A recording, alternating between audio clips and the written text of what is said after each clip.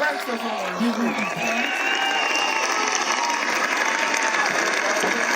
want to thank Matt Rhodes and the dedicated campaign team he led.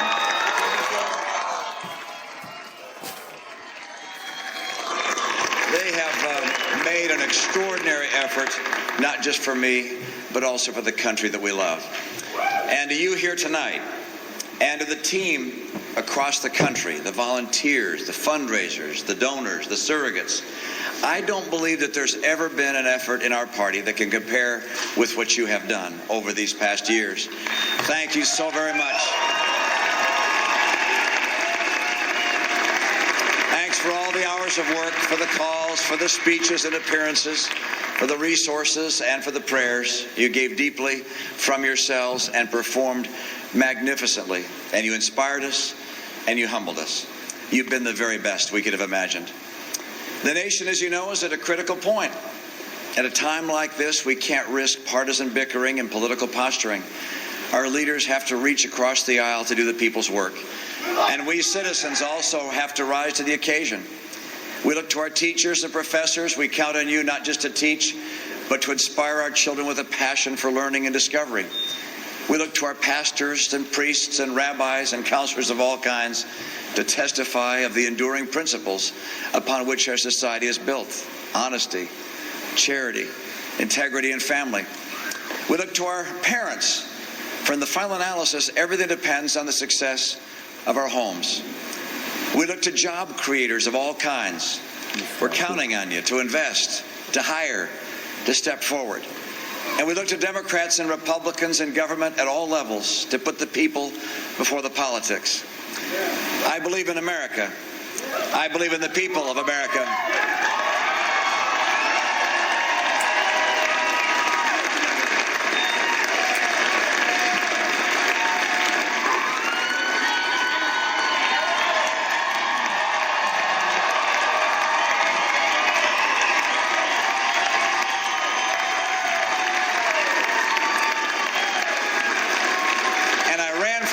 Because I'm concerned about America. This election is over, but our principles endure. I believe that the principles upon which this nation was founded are the only sure guide to a resurgent economy and to renewed greatness. Like so many of you, Paul and I have left everything on the field. We have given our all to this campaign.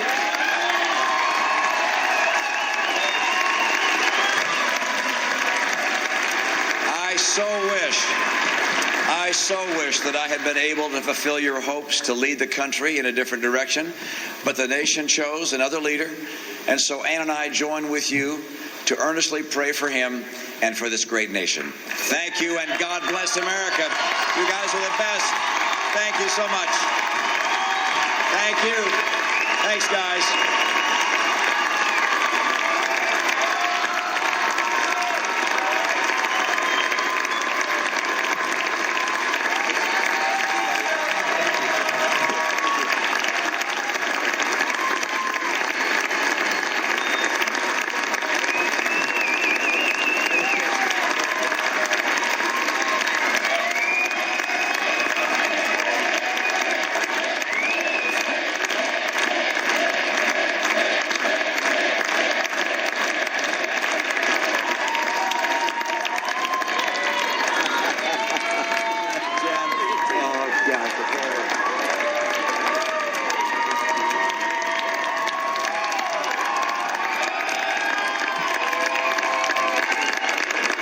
The scene in Boston.